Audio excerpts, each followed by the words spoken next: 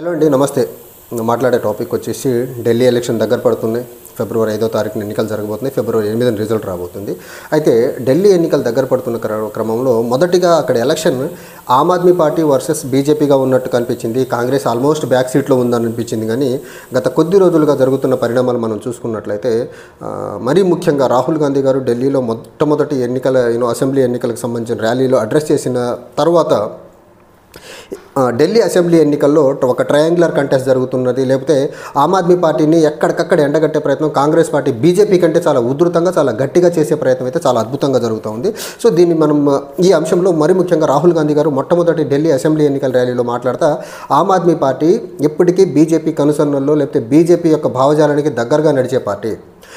Cost census మీద మాట్లాడదు, Adani corruption మీద మాట్లాడదు, సంవిధాన్ ప్రొటెక్షన్ మీద మాట్లాడదు. సో బీజేపీ వాళ్ళు తానా అంటే తందానా అనే విధంగా అరవింద్ కేజ్రీవాల్ ఉన్నారు తప్ప ఢిల్లీలో పొల్యూషన్ని కంట్రోల్ చేయాలి, ఢిల్లీలో ఉన్నటువంటి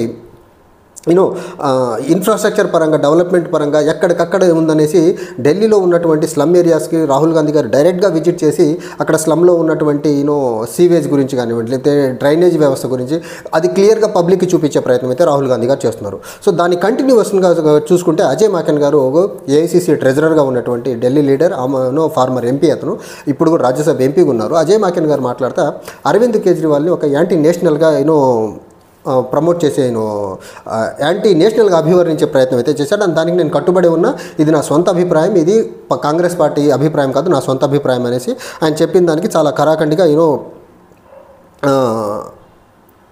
కట్టుబడి ఉన్నారు దానికి. అండ్ ఆయన అజయ్ మాకెన్ గారు చెప్పిన ఇంకో మాట ఏంటంటే, కేజ్రీవాల్ ఎప్పుడు ఢిల్లీలో బీజేపీ సక్సెస్ కోసమే పనిచేస్తారు తప్ప అసెంబ్లీ ఎన్నికలు గెలిచిన తర్వాత ఇండైరెక్ట్గా బీజేపీకి అనుకూలంగా ఉండేదానికి పనిచేస్తున్నారు అనేసి చాలా ప్రస్ఫుటంగా చెప్పే ప్రయత్నం చేశారు. అండ్ అజయ్ మాకెన్ గారు ఇంకొక చాలా కీలకమైన వ్యాఖ్య ఏం చేశారంటే, ఢిల్లీలో పార్లమెంట్ ఎన్నికల్లో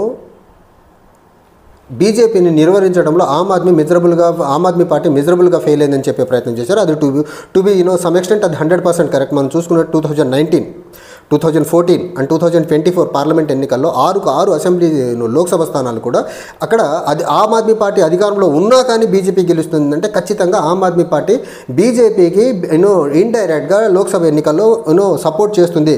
70 అసెంబ్లీ స్థానాలు ఉన్నటువంటి ఢిల్లీలో 2015 అసెంబ్లీ ఎన్నికల్లో దగ్గరగా 67 స్థానాలు గెలుచుకున్న ఆమ్ ఆద్మీ పార్టీ, 67 మంది ఎమ్మెల్యేలు చేతిలో పెట్టుకుని, ప్రభుత్వాన్ని చేతిలో పెట్టుకున్న ఆమ్ ఆద్మీ పార్టీ 2019లో జరిగినటువంటి పార్లమెంట్ ఎన్నికల్లో ఒక్క ఎంపీ సీటు కూడా గెలవదా.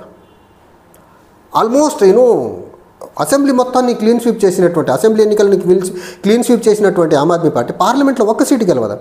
తర్వాత 2020లో జరిగిన అసెంబ్లీ ఎన్నికల్లో దగ్గరగా 63 స్థానాలు, 62 స్థానాలు గెలిచినటువంటి ఆమ్ ఆద్మీ పార్టీ మళ్ళీ జరిగిన 2024లో జరిగిన పార్లమెంట్ ఎన్నికల్లో కాంగ్రెస్ పార్టీతో పొత్తులో ఉండి కూడా ఒక్క సీటు కూడా గెలవదా. ఇది ఎక్కడ ఖచ్చితంగా బీజేపీకి ఇండైరెక్ట్గా సపోర్ట్ చేస్తుంది అనేదానికి ఇవి వన్ ఆఫ్ ద ఎగ్జాంపుల్స్గా చెప్పే ప్రయత్నం చేశారు అజయ్ మాకెన్ గారు. తర్వాత అజయ్ మాకెన్ గారు మాట్లాడుతూ కాంగ్రెస్ పార్టీ, ఆమ్ ఆద్మీ పార్టీ ఢిల్లీ పార్లమెంట్ వరకు కలిసే పోటీ చేసి, తర్వాత హర్యానా రీసెంట్గా కంక్లూడ్ అయినటువంటి హర్యానా అసెంబ్లీ ఎన్నికల్లో కూడా కలిసి పోటీ చేసేందుకు పూనుకున్నాయి. Almost Aam Aadmi party Rajya Sabha member Raghav Chadha as well as Rahul Gandhi గారు చర్చలు జరిపారు. ఆ చర్చలు కూడా almost coalition between Aam Aadmi party, Congress party almost final స్టేజ్కి వెళ్ళిన క్రమంలో అరవింద్ కేజ్రీవాల్ బెయిల్ మీద బయటకు వచ్చేసి కాంగ్రెస్ పార్టీతో హర్యానాలో పొత్తుండదు, అన్ని స్థానాల్లో మేమే సింగిల్గా పోటీ చేయబోతున్నామని ఒక సడన్ అనౌన్స్మెంట్ చేయడం వల్ల కాంగ్రెస్ పార్టీ సపరేట్గా పోటీ చేసింది, ఆమ్ ఆద్మీ పార్టీ సపరేట్గా చేసింది. ఆమ్ ఆద్మీ పార్టీ అక్కడ ఒక ఓట్ స్ప్లిట్టర్గా పనిచేయడం వల్ల 1.6% దగ్గరగా ఓట్ షేర్ తెచ్చుకొని కాంగ్రెస్ పార్టీకి రావాల్సినటువంటి అధికారం బీజేపీకి వచ్చేలా చేసింది, యాంటీ ఇంకంబెన్సీ ఓట్ని స్ప్లిట్ చేసేసి. అట్ ద సేమ్ టైం మళ్ళీ ఢిల్లీలో కలిసి పోటీ చేయాలనుకున్న క్రమంలో Aam Aadmi party and Congress party సడన్గా ఆమ్ ఆద్మీ పార్టీ అన్ని స్థానాల్లో సింగిల్గా పోటీ చేస్తున్నామని అనౌన్స్ చేసే ప్రయత్నం చేసింది.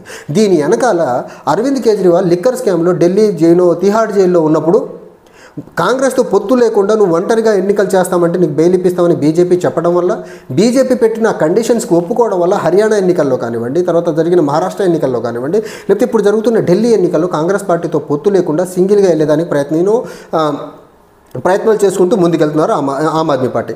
ఈ రకంగా కాంగ్రెస్ పార్టీతో జతకట్టి ఇండియా అలయన్స్ని బలోపేతంగా ముందుకు తీసుకెళ్లేదానికి బీజేపీకి ఇష్టం లేదు. ఇండియా కూటమి బలపడితే చూశారు మొన్న లోక్సభ ఎన్నికల్లో 303 స్థానాలు ఉన్న బీజేపీ 400 స్థానాలు ఈసారి తెచ్చుకోవాలనుకున్న బీజేపీకి ఇండియా ఎలియన్స్ అని ఒక ఎలియన్స్ బలమైన ఎలియన్స్ ఆల్టర్నేట్గా కనపడటం వల్ల 240 స్థానాలకు వచ్చి ఈరోజు మైనార్టీ గవర్నమెంట్ నడిపే ప్రయత్నం చేస్తున్నారు. ఈ కూటమి ఇలానే ఇంటాక్ట్గా ఉంటే రాబోయే రోజుల్లో బీజేపీకి సంకటకాలం ఎదురవుతుంది.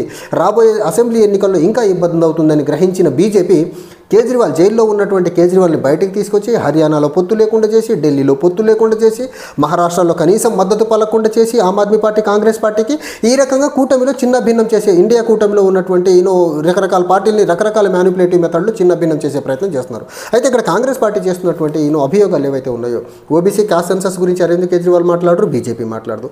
అదాని కరప్షన్ మీద బీజేపీ మాట్లాడదు, కాంగ్రెస్ ఆమ్ ఆద్మీ పార్టీ మాట్లాడదు. At the same time Aam Aadmi Party BJP చేస్తున్నటువంటి ఢిల్లీలో జరిగినటువంటి రైడ్స్ ఏవైతే ఉన్నాయో దాని మీద మాట్లాడే ప్రయత్నం చేయరు. తర్వాత కోవిడ్ టైంలో ఇప్పుడు ప్రస్తుతం ఢిల్లీ ముఖ్యమంత్రిగా ఉన్నటువంటి ఆతిషి గారు తబ్లీగీ జమాత్ ఏదైతే ఉందో దానివల్ల కోవిడ్ స్ప్రెడ్ అవుతుందనేసి ఒక సామాజిక వర్గం మీద బహిరంగంగానే విషం కక్కే ప్రయత్నం చేశారనేసి మైనారిటీ వర్గాలకు వ్యతిరేకంగా ఏవేవైతే ఆతిషి గారు మాట్లాడారో, లేకపోతే ఢిల్లీ రైట్స్ని కంట్రోల్ చేయడంలో ఆమ్ ఆద్మీ పార్టీ ఫెయిల్ అయిపోయిందో ఇవన్నీ తీసుకొచ్చి ఆమ్ ఆద్మీ పార్టీని ప్రజల ముందు ఎక్స్పోజ్ చేసే ప్రయత్నం కాంగ్రెస్ పార్టీ చాలా క్లియర్గా చేస్తూ ఉంది. At the same time Delhi rights జరుగుతున్న క్రమంలో కూడా కాంగ్రెస్ పార్టీ చేసినటువంటి ప్రొటెస్ట్ని ఆమ్ ఆద్మీ పార్టీ చేయడంలో ఫెయిల్ అయిపోయింది.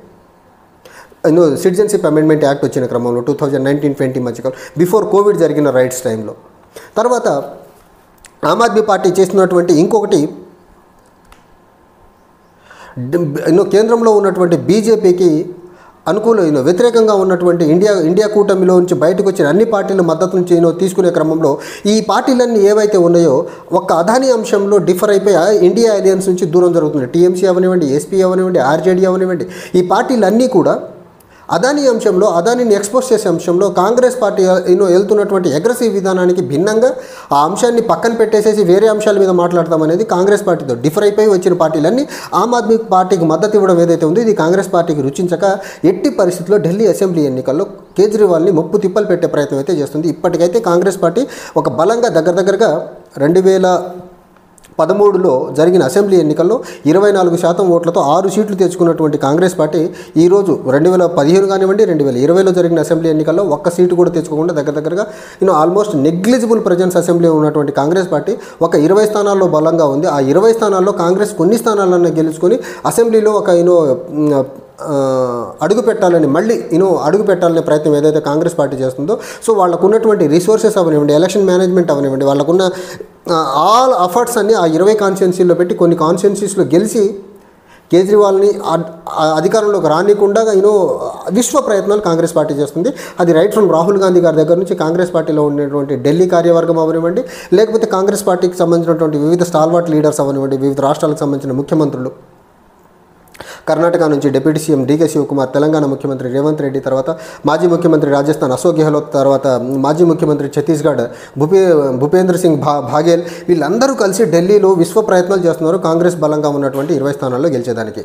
చూడాలి కాంగ్రెస్ పార్టీ చేస్తున్నటువంటి ఈ ఫ్రంటల్ అటాక్, కాంగ్రెస్ పార్టీ ఆమ్ ఆద్మీ పార్టీ బీజేపీ మధ్య ఉన్నటువంటి నెక్సస్ని బయటికి ఎక్స్పోజ్ చేసే ప్రయత్నంలో ఢిల్లీ ప్రజలు మరీ ముఖ్యంగా కాంగ్రెస్ పార్టీ రెండు వర్గాల్ని, ఒక దళిత సామాజిక వర్గాన్ని రీచ్ అవుట్ అయ్యే ప్రయత్నం చాలా బలంగా చేస్తున్నటువంటి జై బాపు, జై అంబేద్కర్, జై సంవిధాన్ అనే ఒక స్లోగన్తో at the same time Tablighi Jamaat తర్వాత ఢిల్లీలో జరిగినటువంటి 2019-2020 మధ్యకాలంలో జరిగినటువంటి ఘర్షణలు ఏవైతే ఉన్నాయో అవి కంట్రోల్ చేసే టైంలో బీజేపీకి వ్యతిరేకంగా ఫైట్ చేసే విషయంలో ఆమ్ ఆద్మీ పార్టీ ఫెయిల్ అయిపోయిందని తీసుకెళ్లే అంశం ఏదైతే ఉన్నో ఇవన్నీ ఆమ్ ఆద్మీ పార్టీకి ఒక కొంచెం సాలిడ్ సపోర్ట్గా ఉన్నటువంటి మైనారిటీస్ అవనివ్వండి, దళిత సామాజిక వర్గాలు దూరం జరిగి కాంగ్రెస్ వైపుకి వస్తాయా, లేకపోతే ఆమ్ ఆద్మీ పార్టీని నమ్మి ఆమ్ ఆద్మీ పార్టీని మళ్ళీ గద్దెలో తీసుకొచ్చేదానికి